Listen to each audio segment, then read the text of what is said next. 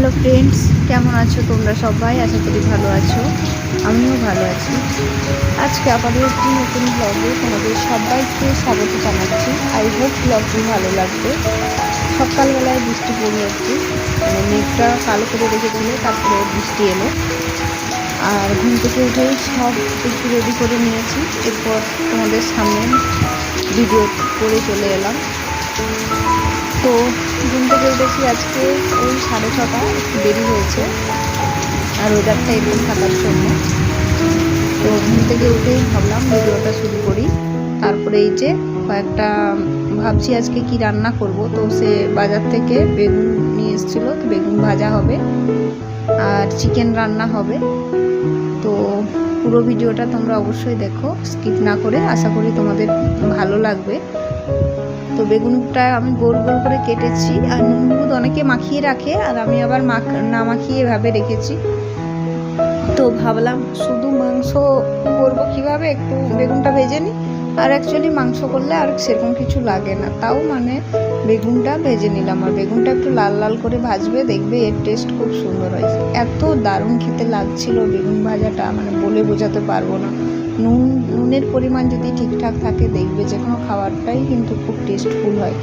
তো আমার মনে হয় মানে পরিমাণটা যদি ঠিকঠাক থাকে, আন্দাজ করে যদি ঠিকঠাক দিতে পারো, তাহলে কিন্তু খেতে খুবই ভালো লাগবে। তো আমি তাও একটু লাল লাল করে ভেজে নিচ্ছি। আমার মানে বেগুন কাঁচা কাঁচা লাগে মনে হয়, কাঁচা কাঁচা নয়, মানে এমনি ভাজা হয়ে গেল কি বলতো, মানে তেলটা না পুড়লে সেটা একটা টেস্ট লাগে না। তো তার জন্য এদিকে খুব সুন্দর করে ভেজে নিচ্ছি।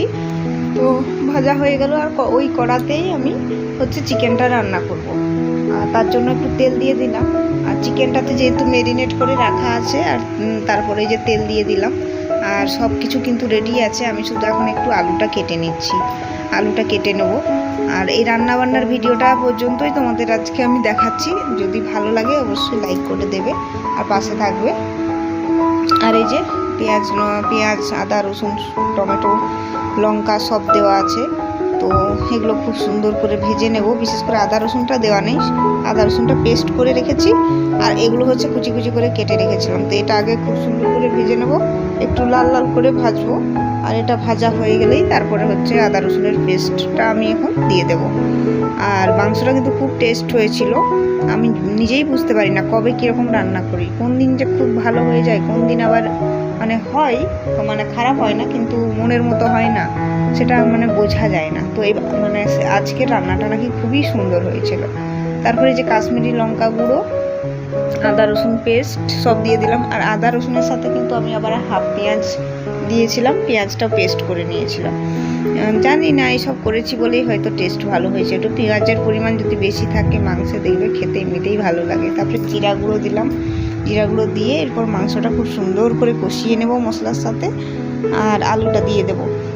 তো আজকে আমি রান্নার ভিডিওই এনেছি, সেরকম কোনো ভিডিও আনতে পারিনি। যদি ভালো লাগে অবশ্যই লাইক করে দিয়ে পাশে থাকবে। আর আমার শরীরটা ইদানিং 3-4 দিন আমার শরীরটা খারাপ ছিল, খুব একটা ভালো ছিল না। আমার প্রচণ্ড পেটে ব্যথা হচ্ছিল। তো রান্নাটা কোনো রকম সেদ্ধ ভাত করছিলাম, খাচ্ছিলাম আর শুয়েছিলাম। চারিদিকে নোংরা পড়ে আছে, ঘরদোর পরিষ্কার পরিচ্ছন্ন হয়নি। নিজেকে যেহেতু খেতে হবে তাই করছিলাম আর কি। আর আমার হাজব্যান্ড রান্নাবান্না সেরকম খুব একটা পারে না, সত্যি কথা পারে না, সেটা স্বীকার করে নেওয়াই ভালো। তো তারপরে এই যে জল দিয়ে দিলাম, দেখো কি টেস্ট হয়েছে, দারুণ। তারপরে ঘরটা ভাবলাম একটু রান্নাটা করে ঘরটা একটু ঝাঁটমাট দিয়ে নিই, একটু মোছামুছি করে নিই। তো আমার এই যে ভিডিওগুলো দেখছো তোমরা, যারা আমার ভিডিও দেখে আমার চ্যানেলে সাবস্ক্রাইব করে আমার পাশে থাকছো, তাদেরকে আমি অসংখ্য ধন্যবাদ জানাবো, কারণ তোমরা আমার ভিডিও দেখছো। আর যে বন্ধুরা আমার ভিডিও দেখছো, প্লিজ একটা লাইক করে দিও। দেখো প্রচণ্ড গরম, তো গরম হলেও কিছু করার নেই। আমি যখনই কাজ করছি ঘেমে যাচ্ছি, মনে হচ্ছে তরতর করে ঘামছি। তাড়াতাড়ি করে স্নান করবো, একটু তাড়া আছে আজকে। যত তাড়াতাড়ি কাজটা গুছাতে পারি মনে হয় তত তাড়াতাড়ি আমার শান্তি হবে। তারপরে এই যে সব কিছু বেশ নোংরাগুলোকে তুলে নিলাম, তুলে এবার ঘরটা একটু মুছেও নেব। আর ঘরটা না মুছলে মনে শান্তি থাকে না, ঝাঁট দিলে মনে হয় ঘরটা আবার একটু মুছেই নিই। চারিদিকে তো নোংরা, বলছি না ছড়িয়ে ছিটিয়ে আছে, পারছি না কারণ আমার শরীর খারাপ, শুয়ে বসে ভিডিও সেরকমভাবে আনতে পারিনি। তো তোমরা একটু মানিয়ে নিও, আর ভিডিও দিতেও দেখবে আমার এখন একটু দেরি হচ্ছে, ওই 11টা নাগাদ, হ্যাঁ ওরকমই দিচ্ছি। আমি 10:30টাতে অ্যাকচুয়ালি ভিডিও আপলোড করে দিই, কিন্তু আমার সেই মানে খেয়ে দিয়ে মানে এসে আবার শুয়ে যাচ্ছি, মানে একদম ভালো লাগছে না। কালকে তো প্রচণ্ড মানে মাথা ঘুরছিল, মনে হচ্ছে যেন পড়ে যাবো, মানে এত শরীরটা তো দেখে বুঝতেই পারছো, এমনিতেই আমার শরীর স্বাস্থ্য খুব একটা ভালো না, পাতলা শরীর, তার উপর আবার এরকম লো প্রেশার, প্রচণ্ড লো প্রেশার, জানো তো। তো আজকে এখানেই শেষ করলাম, আবার দেখা হবে আগামীকাল। তো ততক্ষণে তোমরা সবাই সুস্থ থাকবে, ভালো থাকবে।